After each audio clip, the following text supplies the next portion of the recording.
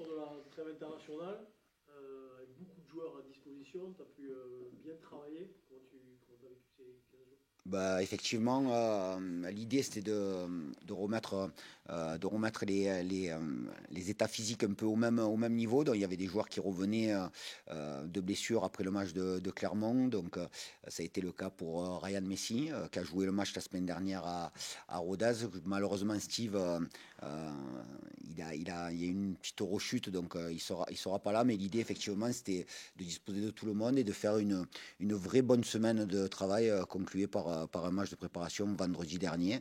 Et donc là, ben, l'idée, c'est de rentrer dans ce week-end avec quasiment la totalité de l'effectif. Donc ça, c'est une très bonne chose.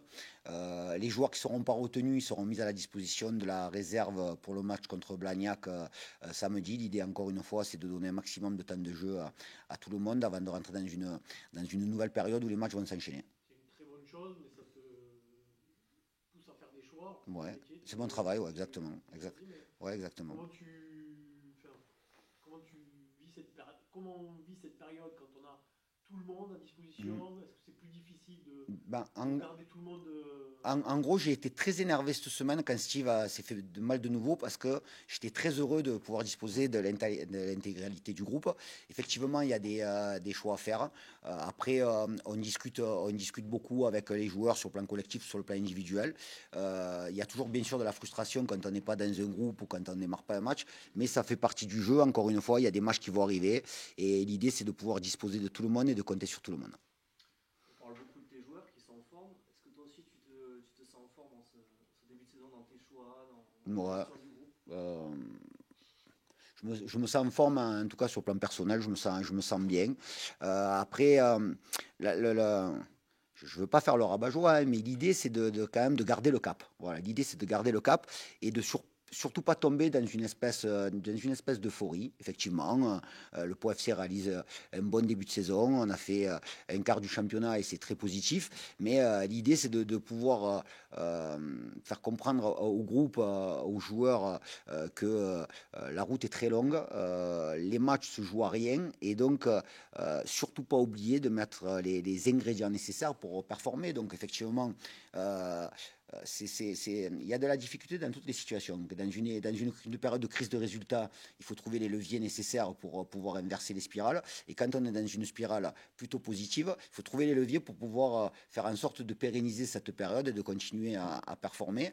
Et donc, quoi qu'il en soit, il y a toujours c'est un mot que j'ai utilisé il n'y a pas très longtemps, la remise en question personnelle et collective, et donc faire en sorte d'être très vigilant, particulièrement sur le match qui arrive contre Grenoble, puisqu'on va jouer une équipe qui en a mis 4 à Reims il y a 15 jours, qui a un effectif de grande qualité, et donc on sait que le rapport de force sera difficile, et il faut garder ce supplément qui peut nous permettre à un moment donné de l'emporter ou de faire des contenus cohérents et intéressants. À quoi peut-on s'attendre dans cette équipe de Grenoble sur le terrain? Alors, c'est une équipe qui joue dans un dispositif tactique un peu similaire à Rodez, avec des profils de joueurs différents. Euh, Ils ont été très réalistes à Reims, mais ils ont mis des buts de très grande qualité. Voilà, le premier but est magnifique dans sa conception et dans l'orientation que fait le joueur, Diaby en l'occurrence, qui met un super but. Gaëtan Paquiaz, il met un but de notre monde, donc c'est une équipe aussi en confiance, qui était dans une période un peu difficile il y a quelques semaines, mais les deux derniers résultats leur permettent justement de relever la tête. Donc bien sûr, ils vont vouloir confirmer et ça, on le sait. Pour éviter de tomber dans l'euphorie, comme tu disais tout à l'heure, on peut se rappeler aussi que les retours de trêve internationale sont parfois très anxiogènes. Ouais, ouais, ouais, bien sûr, c'est ça, en gros, on sort d'une trêve internationale, mais ce mot trêve, il est assez important pour une période qui est assez courte, quoi. En gros, il n'y a que juste un week-end où on ne joue pas, donc c'est pas une coupure de 3 semaines. Et donc là, je suis satisfait parce que ça a permis justement de retrouver des joueurs sur le terrain et de leur permettre de leur donner du temps de jeu la semaine dernière. Donc en ce qui concerne le groupe, c'est une bonne chose. Après, c'est les matchs qui nous donneront la vérité. Est-ce que tu as abordé avec le groupe le dernier retour de trêve internationale, donc c'était le match contre Red Stars, si je ne m'abuse? Mhm. Est-ce que tu as abordé ça? Non, Parce que non. tu penses que ça n'a aucun rapport, toi? Le match du Red Star, il y a eu des faits de jeu qui nous ont mis en difficulté, mais je ne pense pas que ces faits de jeu ils se soient produits parce qu'on arrivait de la trêve internationale. Donc faisons en sorte d'être focus, faisons en sorte de garder cet élément qui est capital à la performance, c'est-à-dire faire en sorte que les joueurs qui ne débutent pas le match soient en capacité mentale et athlétique de faire basculer le match. Donc ça c'est important. J'ai beaucoup aimé les rentrées des joueurs depuis le début de saison. J'aime beaucoup ce qu'ils apportent en sortie de banc. Il n'y a que le match de Clermont où j'ai mis un bémol là-dessus. Alors peut-être parce qu'on avait le sentiment, ou ils avaient le sentiment que le score était acquis. Donc j'ai senti un peu moins d'implication et un peu moins d'engagement. Et donc les rappels, c'est surtout par rapport à ça. J'ai parlé hier aux joueurs offensifs, les 6 joueurs offensifs plus Salif Leboit, parce que Salif Leboit, avec les performances qu'il fait en réserve, il postule au même titre que les autres à avoir sa place dans le groupe. Et donc il n'y a pas de joueur cadre. Voilà, l'année dernière, on pouvait parler de Khalid Boutaïb, l'année d'avant d'Henri CV. Là, il n'y a plus de joueurs cadres. Il n'y a que des très jeunes joueurs qui ont à peu près tous le même parcours. Et donc, l'idée, c'est d'installer cette émulation et cette concurrence, mais qu'il y ait beaucoup, beaucoup de solidarité entre cette team des joueurs offensifs. Une des raisons du début de saison, c'est aussi la défense. Exactement. Grosse solidité. Comment tu t'expliques cette solidité trouvée avec un groupe qui est changé, avec un collectif nouveau? À partir du moment où les joueurs offensifs comprennent ce qu'on leur demande à la perte de balle, dans la nécessité de faire des efforts, les joueurs de couloir avec leurs latéraux sur des prises à deux, donc automatiquement ça nous permet d'avoir un bloc hermétique, mais encore une fois c'est très fragile. Donc on a parlé du Red Star tout à l'heure, on a explosé très rapidement. Donc faisons en sorte de continuer à être cohérents collectivement, que le bloc travaille bien ensemble et que les joueurs offensifs soient en capacité de faire beaucoup d'efforts pour permettre justement de garder notre cage inviolée. Le fait d'avoir 2 tauliers derrière dans l'axe qui, moi, me donne l'impression de s'entendre de mieux en mieux. C'est, j'imagine, aussi très important. Alors c'est très important, mais quand tu dis 2 tauliers, moi j'aurais presque tendance à dire 4 tauliers. Voilà. Mais vraiment, c'est pas de la démagogie. Je vais prendre l'exemple de la semaine dernière sur le match de préparation qu'on a fait. On a fait un début de match très très difficile, et c'est Ousmane Kanté, au bout de 25 minutes de jeu, qui a remis tout le monde d'aplomb de par son attitude, de par ses paroles. Et donc c'est important d'avoir bien entendu des joueurs cadres. Et il se trouve que ces joueurs cadres, c'est des garçons qui jouent en charnière centrale.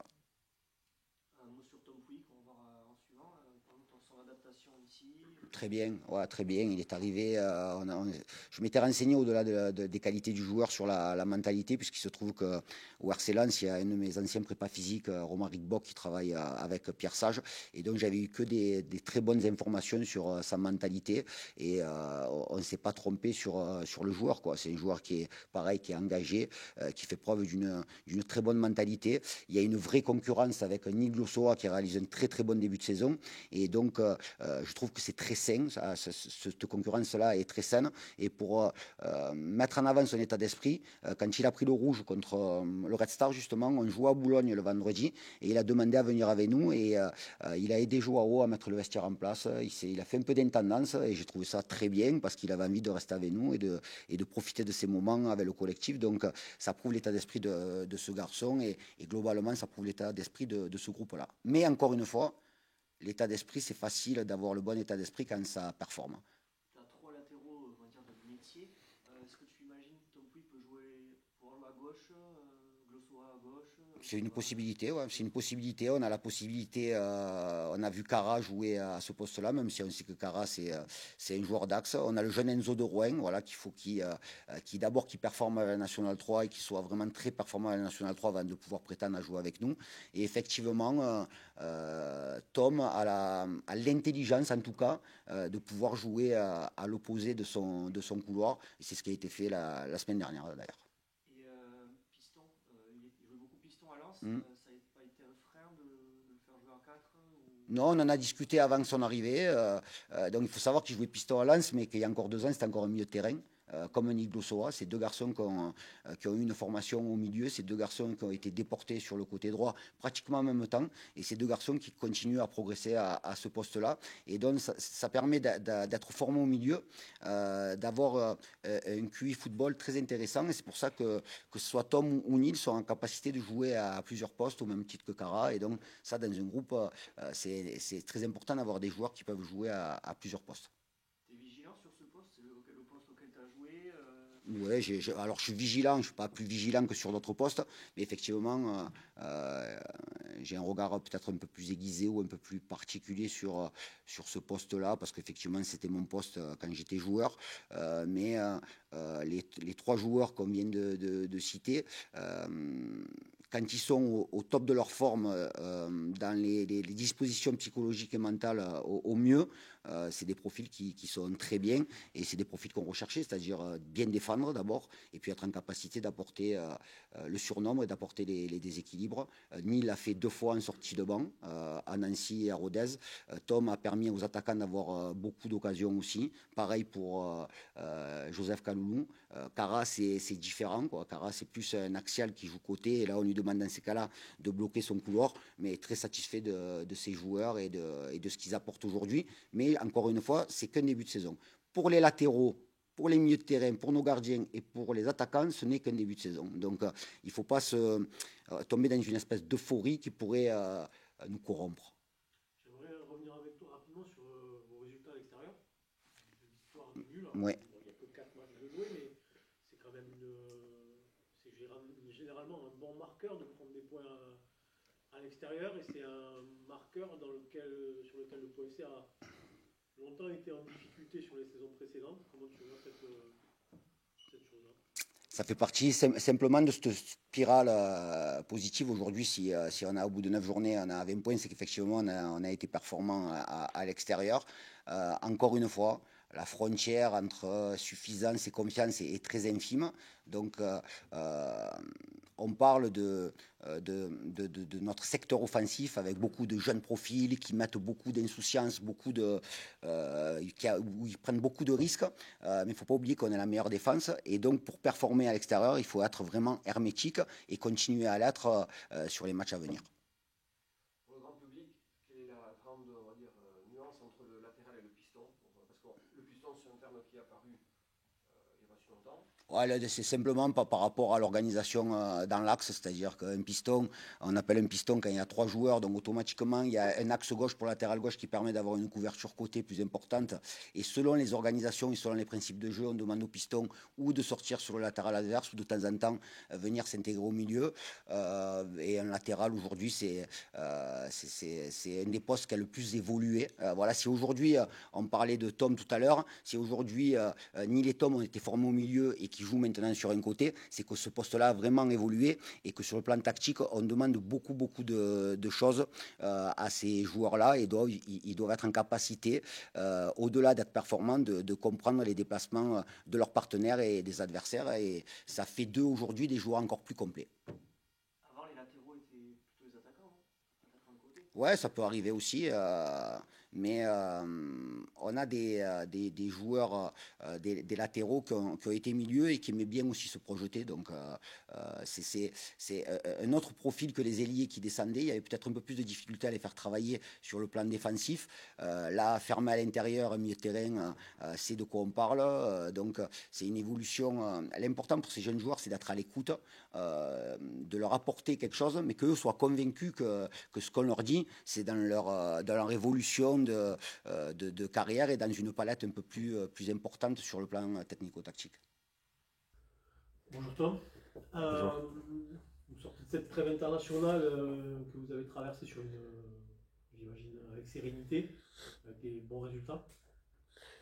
Ouais, c'est vrai qu'on a passé une trêve internationale un peu plus tranquille que si on était en difficulté. Mais on s'est pas relâché, au contraire. On profite de cette trêve pour travailler encore un peu plus. Et, franchement, tout s'est bien passé. On a fait le match amical, et ça s'est bien passé aussi. Donc non, on repart, comme le coach il a dit, on repart le lundi à fond de balle. Et c'est ce qu'on a fait. On est au quart de la saison, vous êtes troisième. Vous êtes fixé, vous êtes dit quoi dans le groupe pour la suite de la saison? Qu'est-ce que vous voulez jouer? À quoi vous voulez prétendre? Je pense qu'il est encore un peu tôt pour prétendre à quelque chose, mais en tout cas, ce qu'on fait, c'est bien. Mais on n'est qu'au début de saison, on n'est qu'à la 9e journée. On sait que le championnat, c'est un marathon. Et en tout cas, on reste lucide. On sait aussi d'où on vient, d'où le club vient. Et on va pas s'enflammer, même si on reste quand même ambitieux. Parce qu'on est quand même troisième et ce qu'on produit jusque-là, c'est bien. Mais comme j'ai dit, on va pas s'enflammer et on va continuer de faire ce qu'on fait depuis le début de saison. Vous êtes aussi conscient que il n'y a plus d'effet de surprise pour FC. Vous allez probablement être un peu plus attendu de par le classement, mais surtout par rapport à vos productions. Ouais, c'est vrai.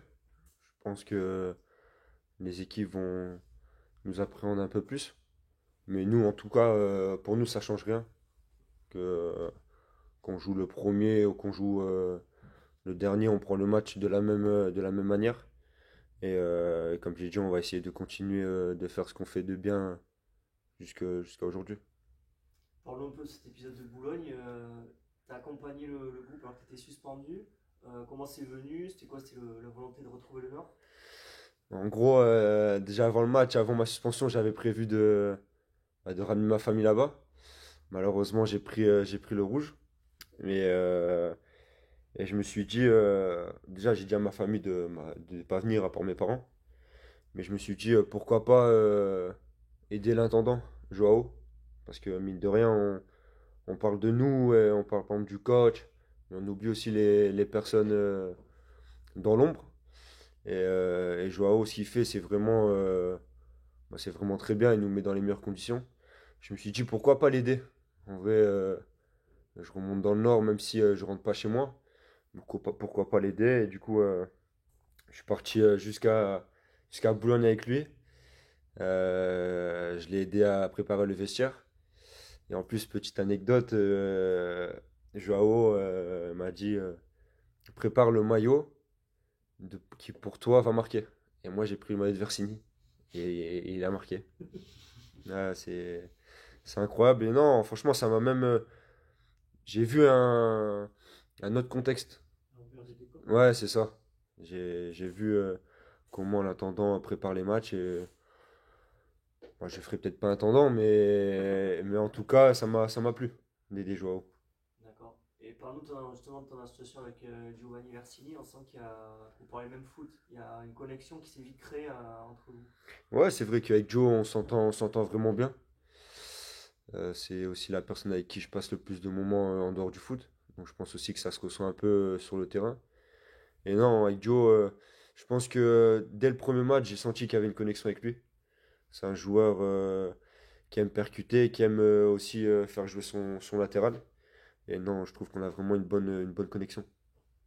Est-ce que tu me dis que tu passes beaucoup de temps avec Giovanni en dehors du foot? Est-ce que le fait que vous jouiez sur le même côté, qu'il faut que vous soyez proches sur le terrain, est-ce que ça vous a aussi rapproché volontairement à l'extérieur? C'est ça par rapport au foot ou c'est juste une histoire de caractère? Tu t'es bien entendu avec lui, c'est un peu des deux. Je pense que c'est aussi un peu des deux. Un peu des deux. Sur le terrain, on se trouve facilement, on est sur le même côté. Mais c'est aussi parce que j'aime bien aussi la personne. Et j'aime bien aussi chambrer par rapport à Marseille. Parce qu'il n'a pas oublié aussi ce que j'ai fait l'année dernière, au Vélodrome. Mais non, même en dehors du foot, on s'entend vraiment bien. Et comme j'ai dit, je pense que ça se ressent aussi sur le terrain. Et en tout cas, on espère que cette connexion va durer toute la saison. Et parlons de cette connexion avec la charnière centrale, deux gars assez expérimentés. Euh, Comment tu vois cette défense? Comment vous entendez justement dans cette défense? Franchement, je m'entends très bien. On peut que bien s'entendre avec un Briançon à côté et un Jean Ruiz. Et même Ousmane Kanté quand il joue et c'est Tigui Karamonko qui, en vrai, tous les quatre m'apportent beaucoup, me donnent beaucoup de conseils. Parce que de base, je suis formé aussi milieu, mais aussi plus piston. Et là, le fait de jouer latéral, en début de saison, je découvrais aussi un poste. Et je trouve que les quatre m'ont facilité la tâche en me donnant beaucoup de conseils, de fermer l'intérieur, d'y aller quand il faut. Et, euh, et aujourd'hui, ben, je les remercie et j'espère leur rendre l'appareil. Ce poste justement de latéral, qu'est-ce qui change par rapport à ce que tu as pu connaître avant? Piston, on va dire on va plus chercher. On va aussi un peu plus se projeter parce on a une sécurité derrière. Et, euh, et quand on joue avec des pistons, les deux pistons peuvent finir dans la surface. Tandis que quand on joue à 4, souvent quand il y a un latéral qui monte, l'autre il doit fermer à l'intérieur. Et c'est ce que j'ai appris aussi rapidement grâce au coach, quand on faisait un peu de vidéo avec le staff. Et je trouve que je commence vraiment à, à trouver les principes de ce poste. Piston, c'est peut-être un peu plus donc offensif, quoi. Ouais, je trouve que c'est un peu plus offensif. Même si aujourd'hui, le poste de latéral moderne demande aussi beaucoup de courses offensivement et d'apporter offensivement. Tu t'es Mais, retrouvé d'ailleurs plusieurs fois cette saison en position de marquer. ouais, c'est vrai. C'est vrai, j'ai pas encore trouvé le chemin défilé, mais j'espère que ça va vite arriver. T'as un signé qui te pousse derrière avec une grosse concurrence, hein, il fait des grosses entrées. Ouais. Ça t'aide à justement progresser, ça? Ouais, c'est vrai que Neil, du fait que j'étais suspendu, il a eu sa chance. Et franchement, il a fait le taf. Franchement, il n'y a rien à dire, il a fait le taf. Et je trouve aussi avec Nice, c'est qu'on se pousse vraiment vers le haut. Il y a une concurrence vraiment saine. Et, euh, et quand, par exemple, il y a un truc qui va pas, je lui dis, fais ça, ça. Et lui, pareil, quand il y a un truc, par exemple, il me dit, t'aurais dû faire ça. Franchement, on se pousse vraiment vers le haut. Et c'est comme ça aussi que le groupe va avancer. Moi, on parle de Nîmes, mais par exemple, tous les attaquants, ils sont énormément. Et c'est pareil, en fait, il y a une connexion où on s'aide mutuellement. Et c'est comme ça que les grandes équipes arrivent à faire des grosses saisons. Et en tout cas, nous c'est ce qu'on fait. Et j'espère qu'on va faire une grosse saison. T'es ch'ti, t'as choisi de quitter ta région. Parle-nous un peu de ce déracinement, comment tu l'as vécu? C'est vrai que c'était la première fois que je quittais le Nord. Mais on va dire que je l'ai bien vécu. Franchement, ici, j'ai rien à dire. Les gens sont top. Le coach, franchement, c'est vraiment un très bon coach. Même le staff. Et les joueurs, lui, tout le monde m'a mis dans les meilleures conditions. Et aujourd'hui, je suis vraiment heureux de jouer pour le POFC. Et ça me donne vraiment envie de tout donner pour ce club. Tu connaissais avant? Oh, ou pas du tout? Oui, je connaissais quand même. Ouais, ouais. Parce que je regardais aussi un peu la Ligue 2. Je m'intéresse un peu à tous les championnats. Et non, je connaissais. Qu'est-ce que tu pensais de ce club? Franchement, un très bon club. On m'a dit aussi qu'il y avait vraiment une petite ferveur quand même au stade. Et quand je suis arrivé, je l'ai ressenti tout de suite. Après, j'avais eu des échos par Charles et Candé, qui sont passés aussi par ici. Et ils m'ont dit que du bien. Et franchement, ils m'ont pas menti. J'aimerais que tu nous parles un peu des performances à l'extérieur de l'équipe.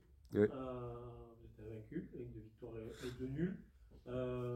Est-ce que c'est parce que l'équipe se sent à l'aise, même loin du Moustecamp?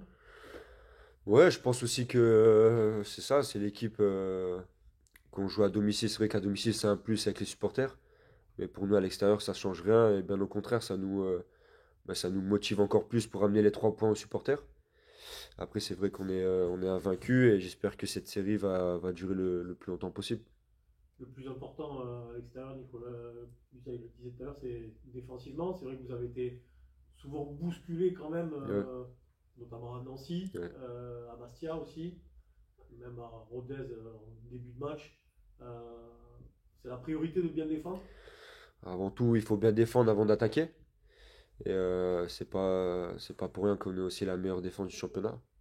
Donc, on dit souvent les défenseurs parce qu'on est la meilleure défense, mais ça part aussi de l'attaquant, du numéro 9 qui fait le repli défensif, des ailiers qui viennent aider les latéraux. Et si on est la meilleure défense du championnat, c'est toute l'équipe. C'est grâce à toute l'équipe. Et en tout cas, on essaye de rester le plus solide possible, le plus longtemps possible. Le fait de bien s'entendre avec son ailier droit, c'est vachement important pour lui demander des replacements. Ouais, c'est important et C'est la connexion que je disais. Je sais que Joe va revenir, que par exemple, moi j'emmène le joueur vers l'extérieur et que s'il rentre à l'intérieur, Joe il est tout de suite, il est tout de suite au contact.